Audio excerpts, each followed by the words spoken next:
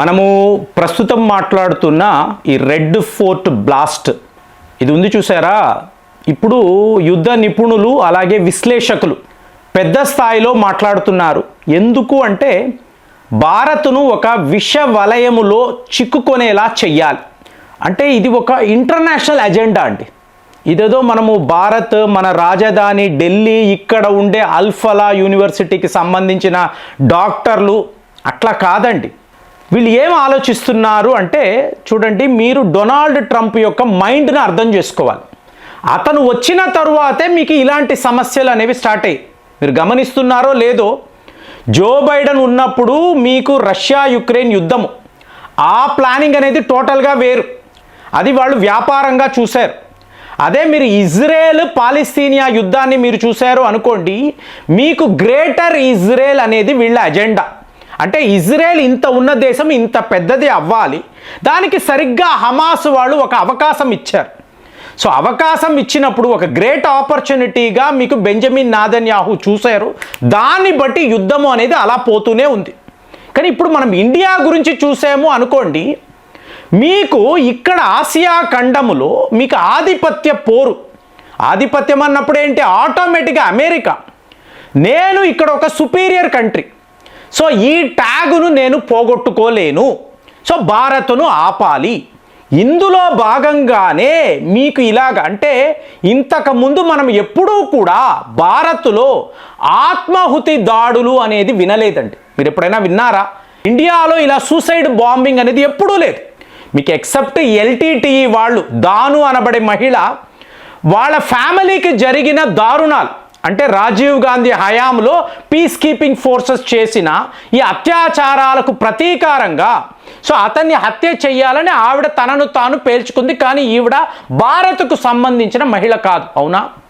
కానీ ఇప్పుడు జరిగింది చూసారో అనుకోండి, రెడ్ ఫోర్ట్ వద్ద ఈ డాక్టర్ ఉమర్ నబీ తనను తాను పేల్చుకొని చనిపోవడం.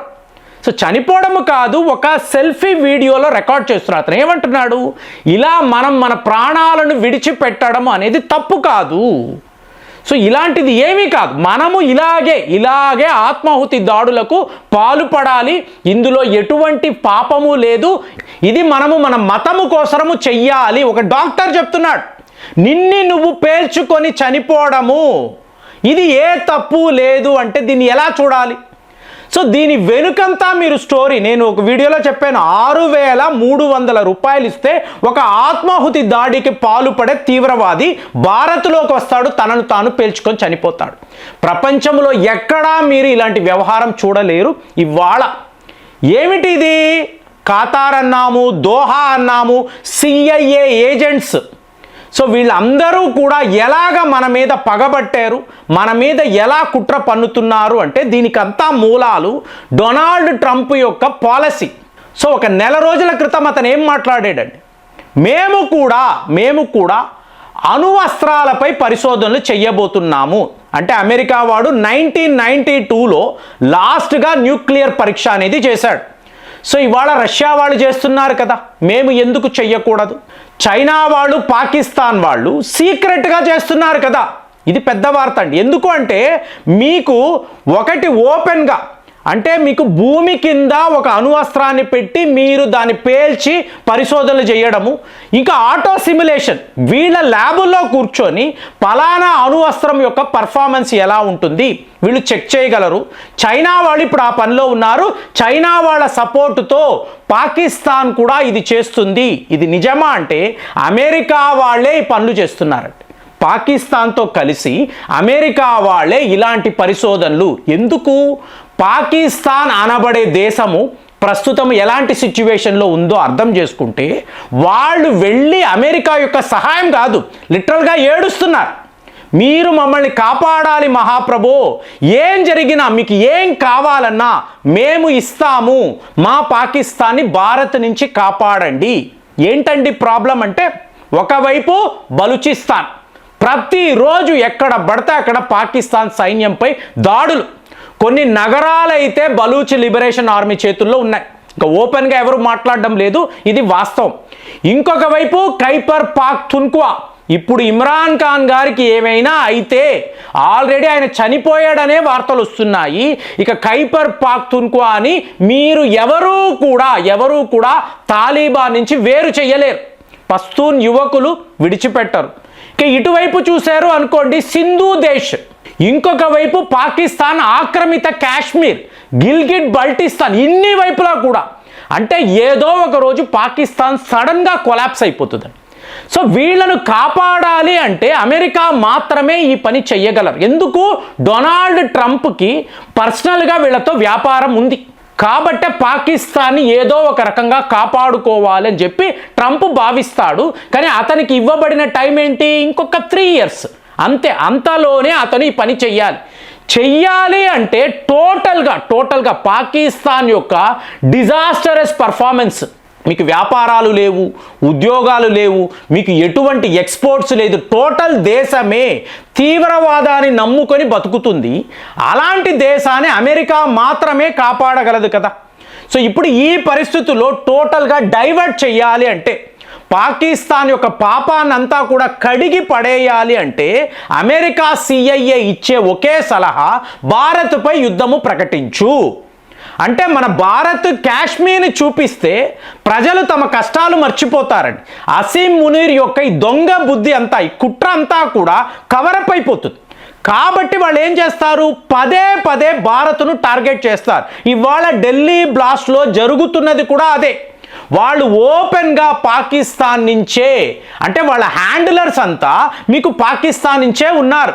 మీకు అమెరికా నుంచి, టర్కీ నుంచి, చైనా నుంచి మీకు ఓడలు, మీకు యుద్ధ విమానాలు ఇలాగా విపరీతంగా పాకిస్తాన్లోకి రావడం. ఎందుకు?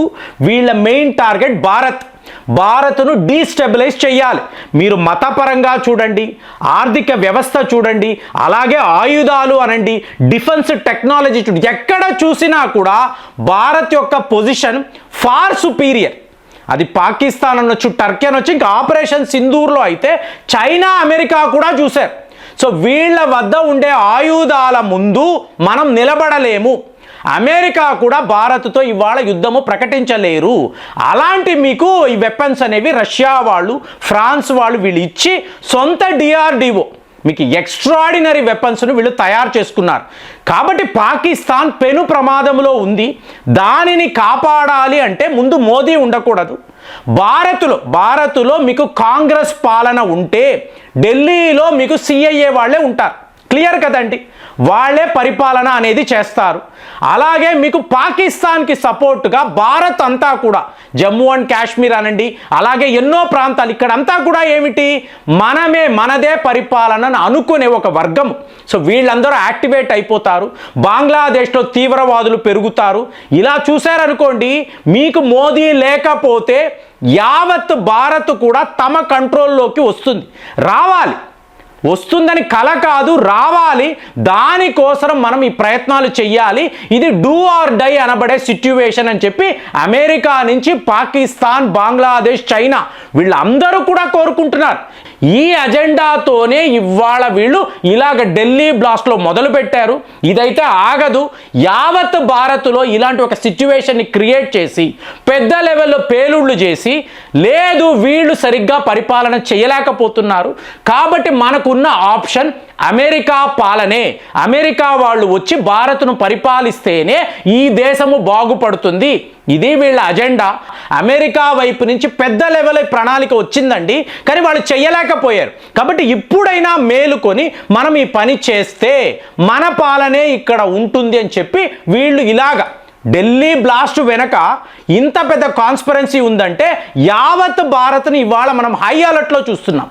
మీరు అది NIA అనొచ్చు, లేదా రా ఏజెంట్లు అనొచ్చు, మన ఆర్మీ అనొచ్చు, ఎవరినైనా చూడండి, పూర్తిగా వాళ్ళు భద్రత గురించే మాట్లాడుతున్నారు. అలాంటప్పుడు ఈ అమెరికా, పాకిస్తాన్, బంగ్లాదేశ్, చైనా లాంటి దేశాలు మన మీద ఎలాంటి కుట్రలు పన్నుతున్నారు, దీనిని తిప్పి కొట్టడానికి భారత్ ప్రభుత్వం వద్ద ఏమైనా ప్రణాళిక ఉందా? మీకేమనిపిస్తుంది? కామెంట్స్లో రాయండి. మళ్ళీ వచ్చే వీడియోలో కలుద్దాం. జై హింద్.